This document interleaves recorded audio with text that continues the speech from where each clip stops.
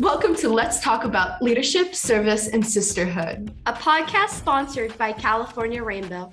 Founded in 1922, Rainbow is a premier service organization for young girls ages 8 to 21. In California, we have approximately 60 assemblies. These young leaders learn the importance of serving others and gaining lifelong sisterhood. Learn more at go.ca-rainbow.org.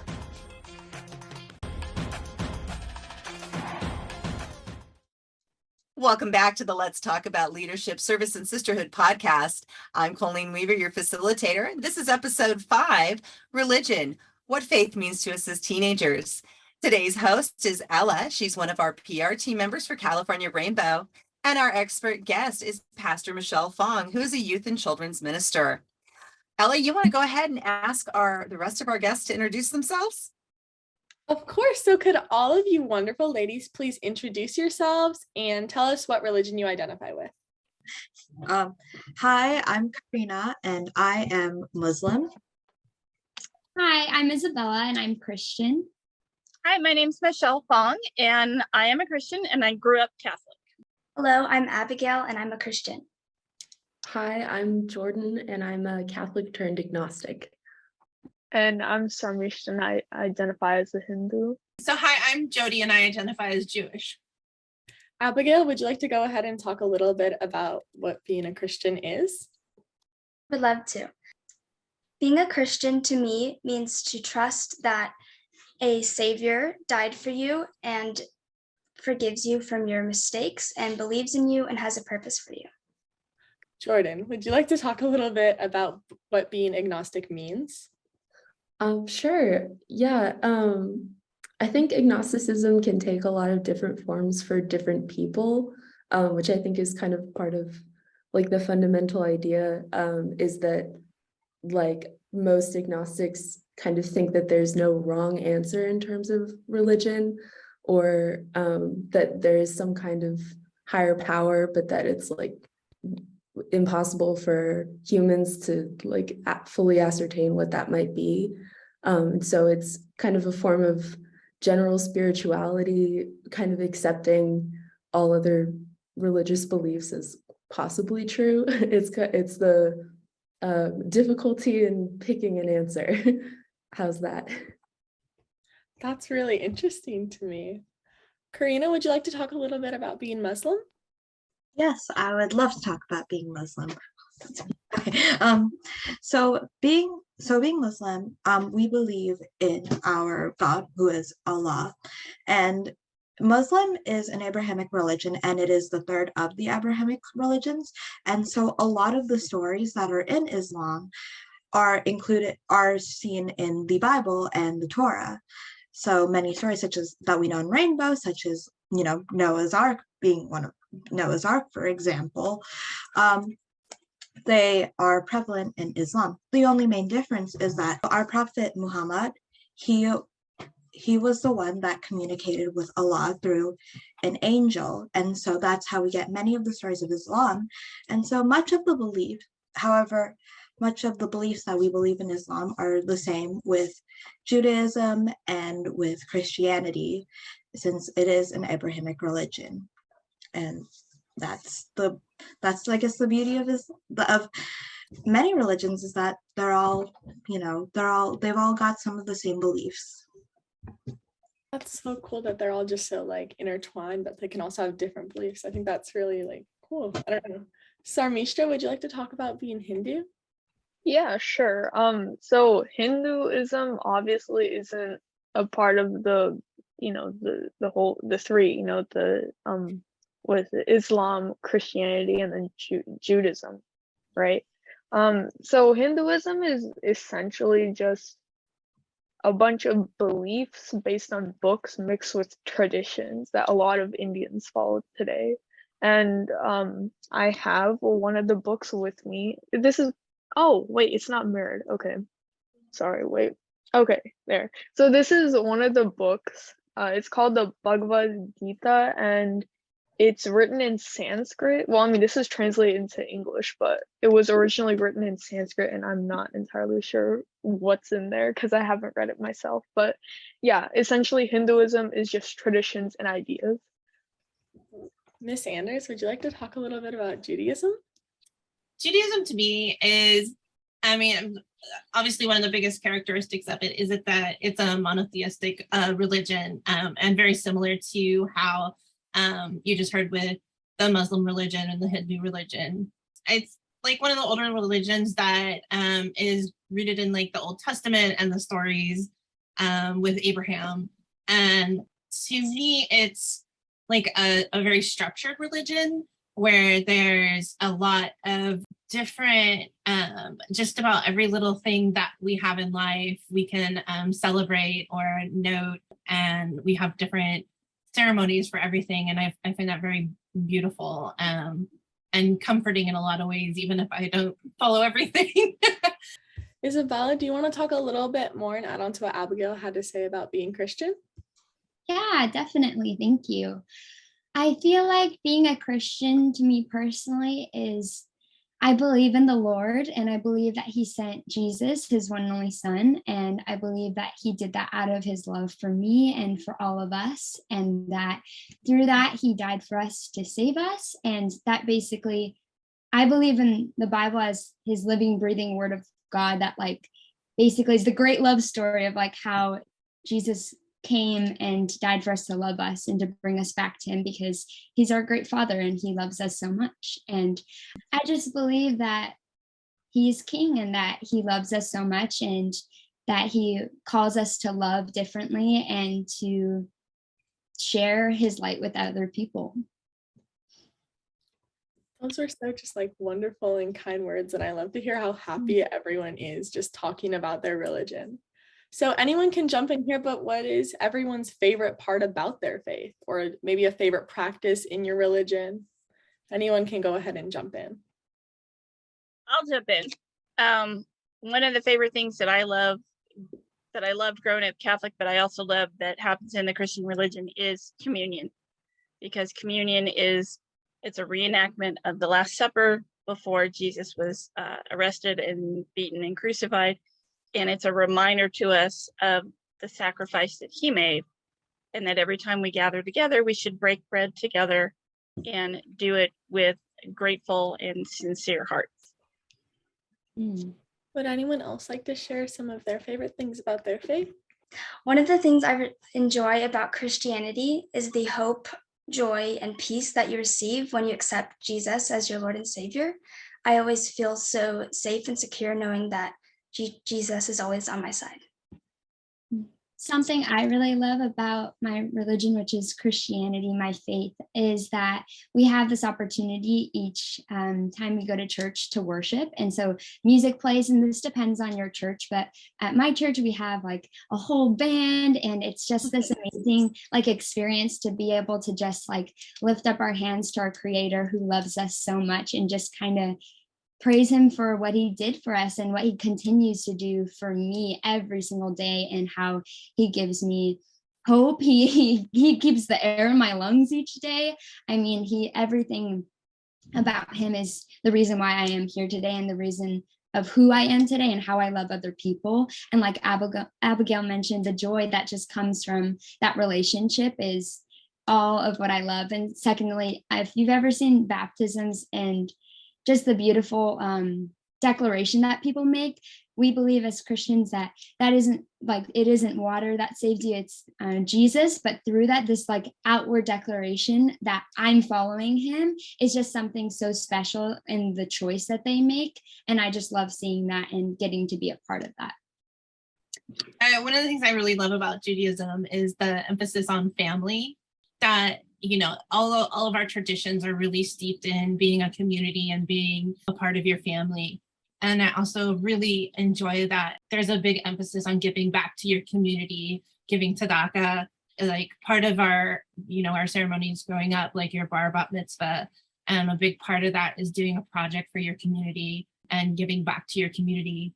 And it's a big call like throughout our practices to give back, and the tithing, which is giving 10%, which I don't always take as a literal math number, but I just love the idea that you have to always think about your community and how you can help.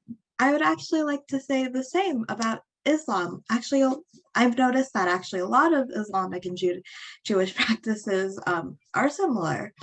And just like how, a lot of Judaism is focused on like family and giving back to charities, it's the same with Islam. One of my favorite practices is Ramadan, and it is, most people know what Ramadan is, but if you remember my speech from Grand Assembly, but it's the holy month, and it is when we fast, and we not only do we fast, but we also just devote ourselves to Allah, and we give up we just become kinder as people. We don't speak obscenely, we don't talk negatively about others, and we just love each other. And it's really nice because I feel like I have a real connection to Islam. Like growing up Muslim, especially in America, I felt very isolated because I don't know many people who share the same faith as me. But during Ramadan, I especially feel closer to people who are Muslim because I know that people all over the world are practicing the same holiday with me at the same time, all the Muslims in the world are waking up before sunrise and then eating together with their families past sunset. And it just makes me really feel like I'm part of a community, even if it's just me and my family. I know that my family, that everyone around, a bunch of people around the world are also practicing that same thing, and it makes me feel closer.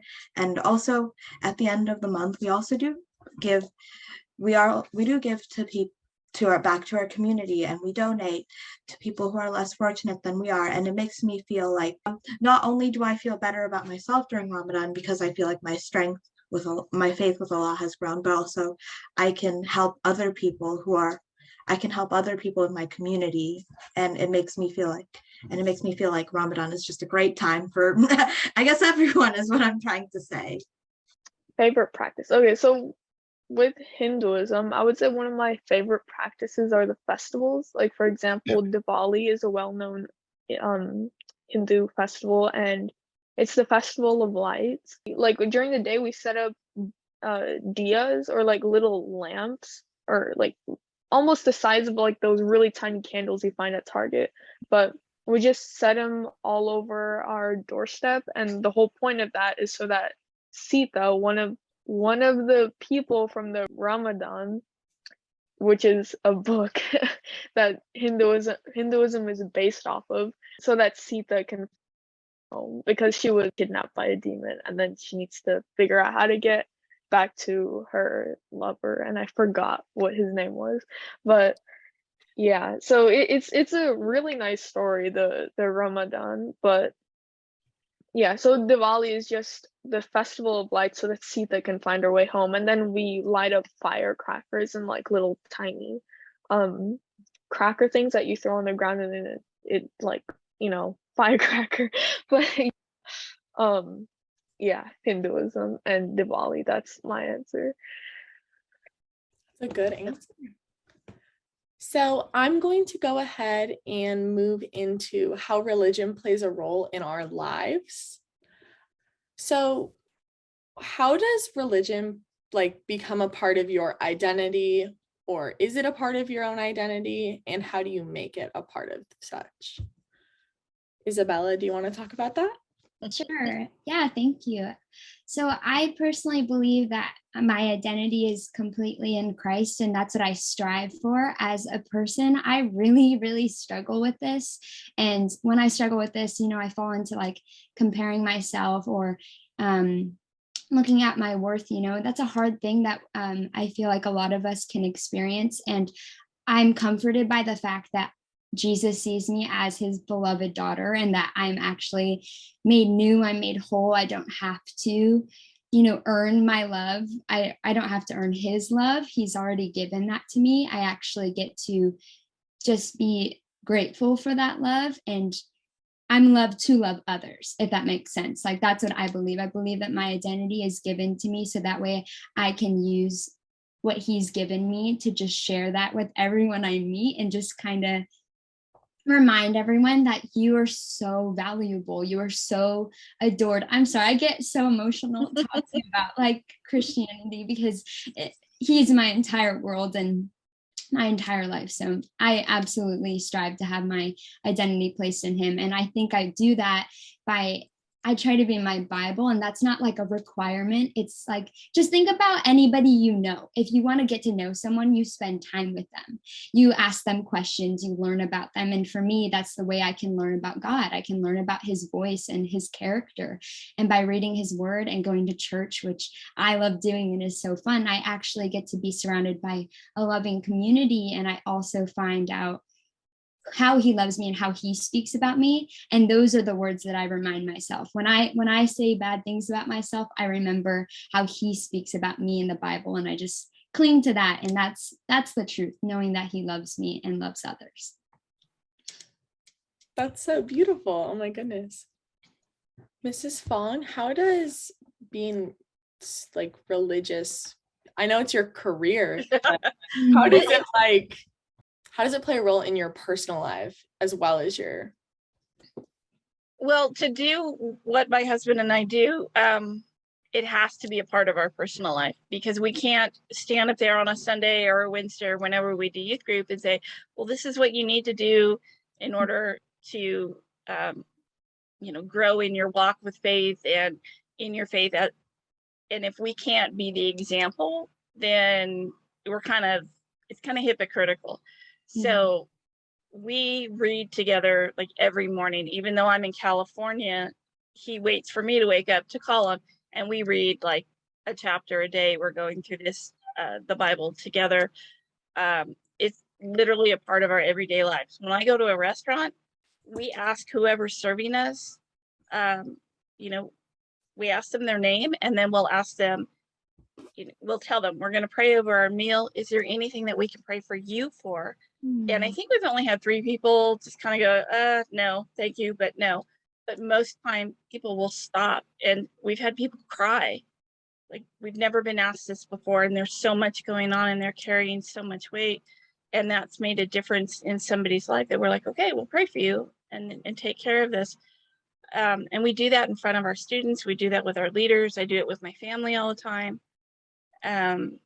It's literally so ingrained that I don't really know how to be anything else. And like Isabella was talking about, the negative thoughts, and been there, done that. And then you go back and you read, that he's called you by name, you're precious to him, he loves you, and that helps you get through those negative times. And as teens, you guys have a lot more, or you ladies have a lot more negative impact from the world coming at you, to like not stay true to your faith and your belief systems.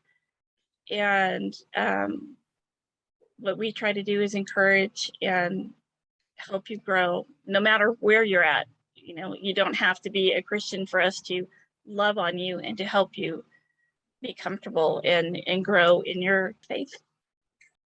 And then Jordan, how does being agnostic play a role in your life and maybe like your actions or your values? Yeah, thank you. I think it really is an important part of how I think of myself as like a learner. If you know me, I'm pretty into ancient Greece. And the Greek root of the word agnostic comes from the negative prefix alpha, and gnosis, which means knowledge. So without knowledge, basically. And that always makes me think of that famous Socrates quote, the only thing that I know is that I know nothing. And so like whenever I have a conversation with someone about religion or with someone who's religious, I always want to take it as an opportunity to learn and ask questions, because I know that there's so much that I don't know, and that I want to understand. And so I think of myself like, I think that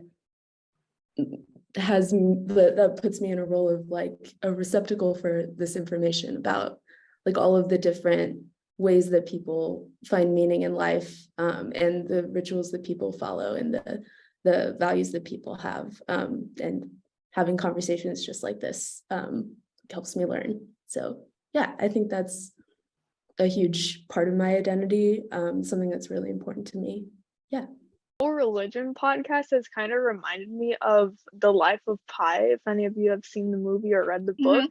Because like the dude follows 3 religions, even though each religion is like, do not follow any other religions. You only believe in one God. But here the dude is believing in Christianity, Hinduism, and then what was the other one? I think Islam also. So like it was so interesting because like especially in the beginning of the book or like in the beginning of the movie, like they show his house and like all the different stuff. Like you see a cross over there, and then you also see like a little tiny prayer place for Hinduism, and then you see something of Islam over there too. So I don't know. I just thought that was like an interesting point to bring up. And like I said also, or like someone said earlier, I don't think I said it, but all these religions are like so it's like literally different languages but the same word, right? So yeah, but I would like to say another thing about Hinduism, like he explains it in The Life of Pi as like a way, it's a way of living obviously, but like there's this whole like cosmic idea of like how the universe formed. I mean, of course it's there with the other religions also, like with Christianism there's like the 7 days or the 12 days, like the first 12 days of the world. But with Hinduism it's like some god emerged and then like bam, he makes the universe. And like I don't know, it's just that with Hinduism like it's so many stories mixed together and then like it just ties into each other. I don't know, but I'm sure it's the same with all religions. I don't know, I just wanted to say that's like a very interesting part about it. I just love hearing about how people can like solve their problems, because before we even started recording this, we were talking about how we do not all know the answer to everything. And sometimes we do have problems that we just can't figure out ourselves. So would anyone like to talk about how they sometimes maybe lean on their faith or religion to solve problems? Yeah. Or Karina? Yeah, I would love to, because so I've always been Muslim my entire life. I grew up Muslim. However, I really only started like actually practicing like how I only started really getting into like Islam, the Islamic religion, everything during COVID actually. And COVID, as we all know, is a very hard time for everyone. And in addition to COVID, it was my senior year, and senior year and COVID don't exactly mix, with the senioritis and the lack of motivation and everything. And I felt awful, honestly. I felt awful. And so I was spending a lot of time with my mom, who practices Islam, and she's been practicing her entire life, and she's very devout. And so I was spending a lot of time with her, and I just started, joining her. I started asking her more questions, and I really feel like I became very faithful during this time, and I felt very proud of it, because it was just because I knew I could lean on Allah when anything was going wrong. I was like, this was the plan that, in a way, this is the plan that Allah had for me during my senior year. Especially during March, which was college acceptance season. Well, for me, it was more of college waitlist season, because I was waitlisted to nearly every school I applied to. But in the end, and I was really ready to lose faith. I was like, wow, I'm really dumb, aren't I? But I just continued praying. I continued worshiping Allah and everything. And you know what? In the end, I ended up going to my dream school, which is UC Berkeley, and that makes me really happy. And you definitely should not believe in religion just because you want something, but in a way it showed me that there was a plan for me, and that not all hope was lost. And while yes, I did work very hard in high school, and like that definitely had like an effect on where I ended up going to school, in the end also not everything is in the end there is a bunch that is determined up to Allah. And I feel like that's just allowed me, that whole like situation has allowed me to just lean on Allah more, and made me realize that not everything is in my control, and that's okay. I don't know, this is all just so cool. I love listening to people talk about things that they're so passionate about. It really like makes me happy. Sarmi, do you ever lean on your religion to help you through difficult times? I guess so. I mean, I'm not huge into Hinduism. Like the only reason to it was because my parents are very faithful Hindus and they've kind of taught me some of their traditions. But I will say that I do is like after you hop out of a shower, you just do like a quick little prayer. And normally I shower in the morning.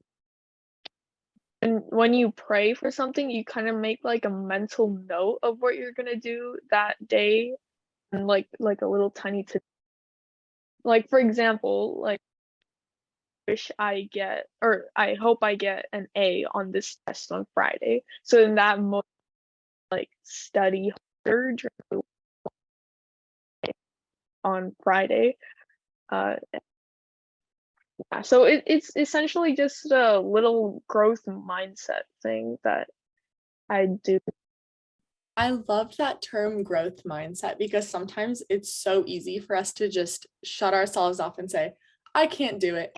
But I mean, sometimes when you just lean on something that's greater than yourself, you can just see like new potentials for that. Or like in school specifically, sometimes it feels like it's just so hard to get to that next level, but sometimes having faith can just really help that. So how does being a teen and someone in school or someone who recently graduated from school, how did you, like, was it difficult being like sticking true to your faith even during hard times in school? Abby, do you want to talk about that?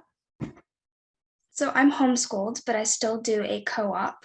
And I find that it can be a little bit difficult to stick strong to your faith when others around you don't have the same faith as you, or they just don't believe in anything at all. I do think that you can find strength. I personally find my strength by just talking to God and being honest. And like if I'm doubting or anything like that, I just talk to him and say that right now I'm struggling or whatever. And that's where I get my relief from because I know he hears me and he understands me. So when I'm in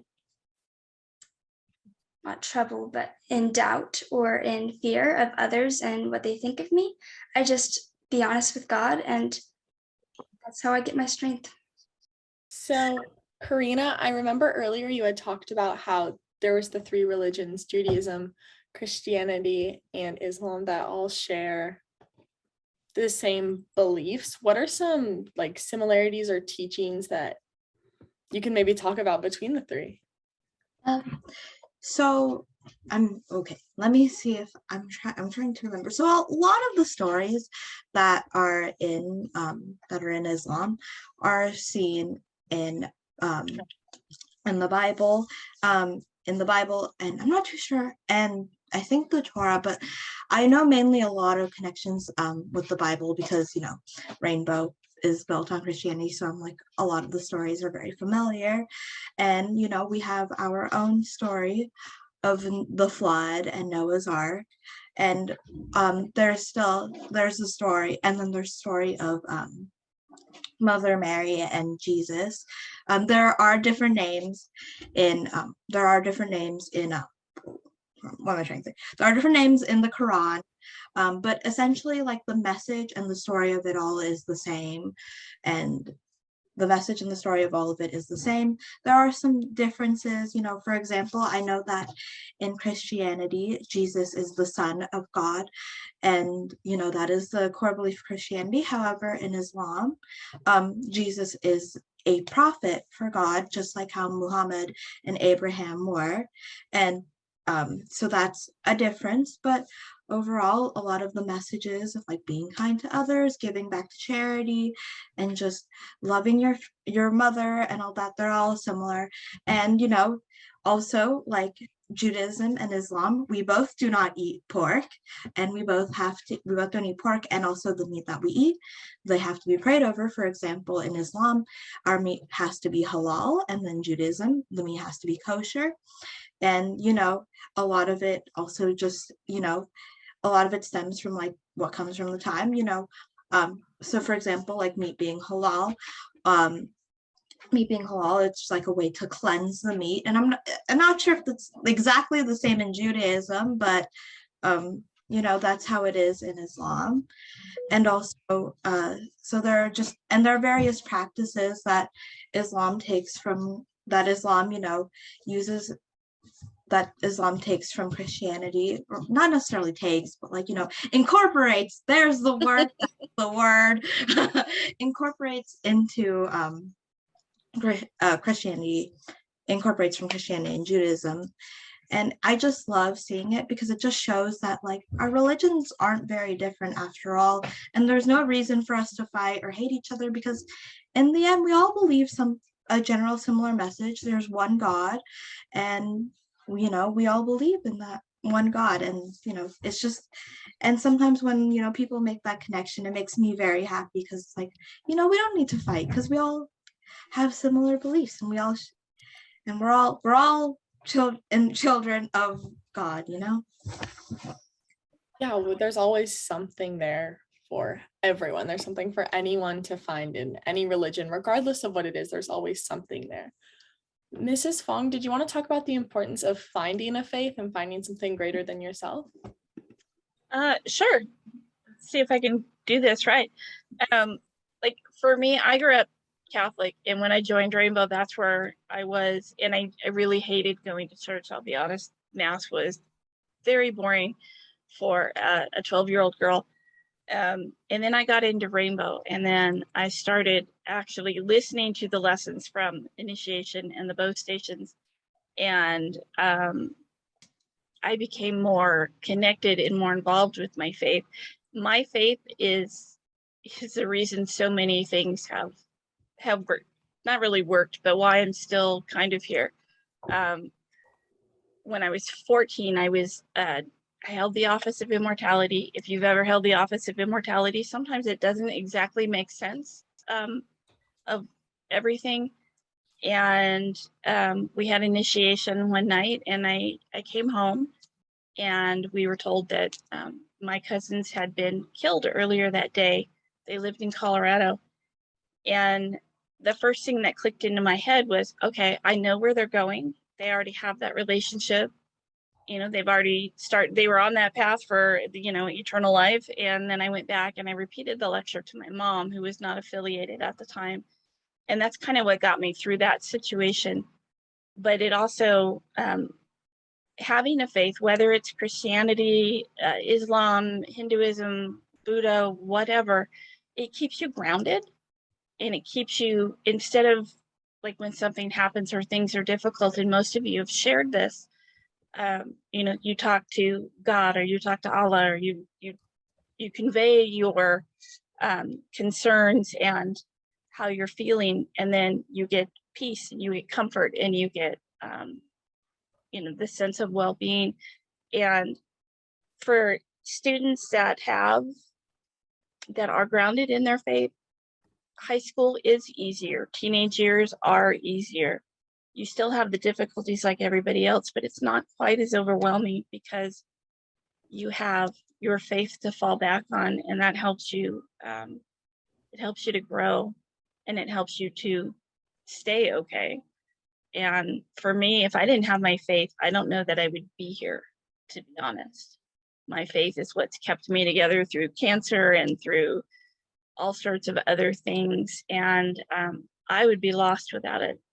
And we do like a 5-month series every year on all the different religions that are out there, but how they're different than how they're the same as Christianity. And so it gives kids an idea that just because someone has a different belief system doesn't mean that they're wrong, which a lot of people will do. And how Karina was talking about, we don't need to fight over this. That's so true. We don't need to have wars over our belief system. So what kind of challenges do you ladies face as a person of faith? Bella, would you like to talk about that? Yeah, the thing that I think about if someone has heard of Rainbow, but they had a bad experience, or someone who represented Rainbow kind of showed them a different part of it that kind of upset them, and they didn't want anything to do with Rainbow at all. Do you kind of get what I mean? So how I think about it is with like my faith, I know in a lot of our faiths, there's been people who have maybe misrepresented or like showed like a hurtful or harmful side of it. And I feel like when those things happen, it's very hard for people to want to know anymore, because in our humanity, in our like, as people, we make mistakes. And I feel like that happens, and through that we end up like scaring people away, or like we're hurting people and they don't want to hear anything about it. So I think about that with like Rainbow. We love Rainbow, we know it, but then there are people out there that are probably like, I don't want anything to do with that because they had a bad experience. So when I think about having a challenge with like being in my faith, I know that there are a lot of people that probably think like bad things or like have had a bad experience, and that makes me sad, because like if I thought about, let's say I had a bad experience with Rainbow and never got to like experience all that Rainbow had to offer, that would be so sad. Like I love Rainbow, I love that. And so the thought of like, for me, how special like my faith is to me, knowing that there are people out there that probably will never get to even hear or know, just because of the fact they had like that harmful like experience. And on behalf of everything, that makes me so sad, and I'm so sorry if that's ever happened to you personally, and I hope that you know you are so loved. And I think we could all agree from all of our different like religions, like if someone has misrepresented, we like would love to be the person to like give you the loving side of it, if that makes sense.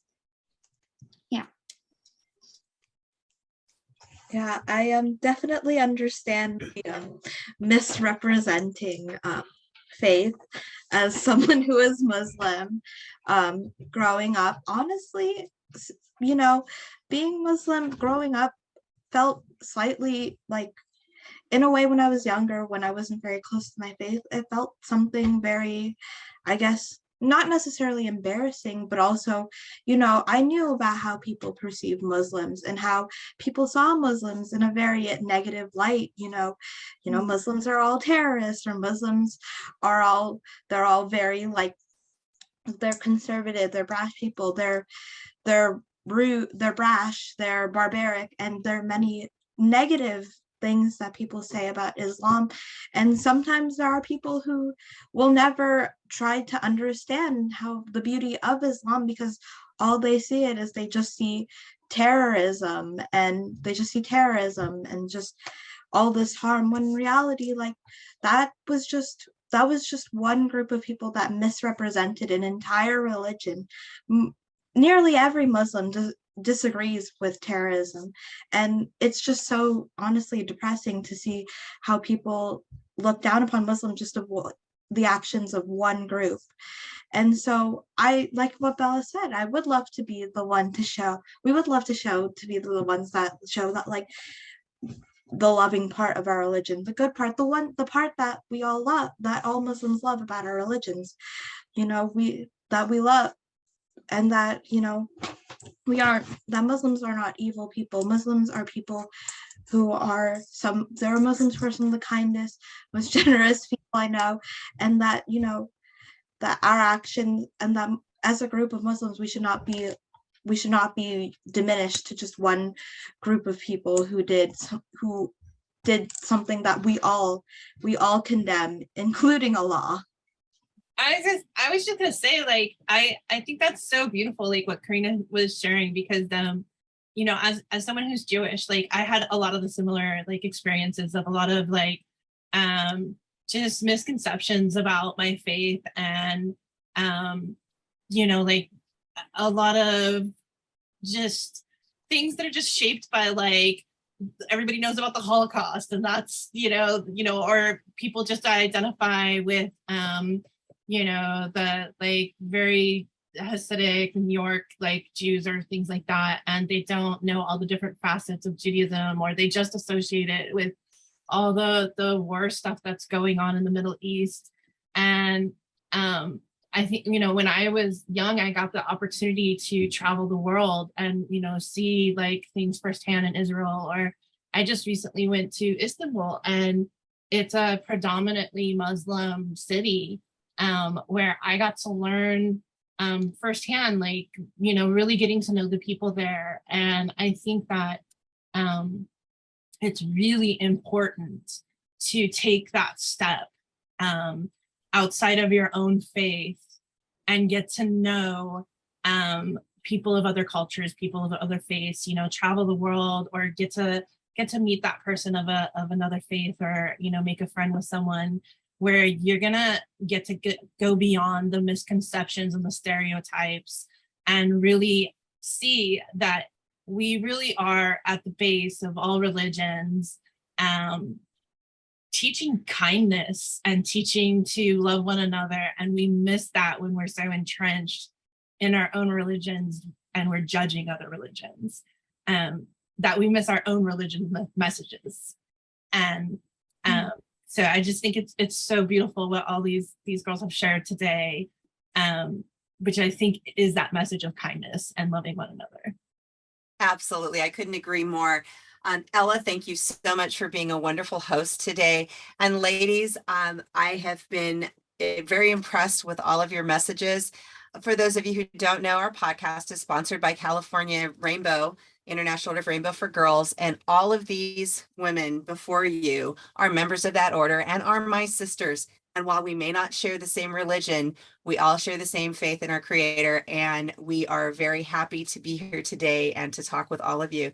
So thank you. And once again, catch us next time on Let's Talk About Leadership, Service, and Sisterhood.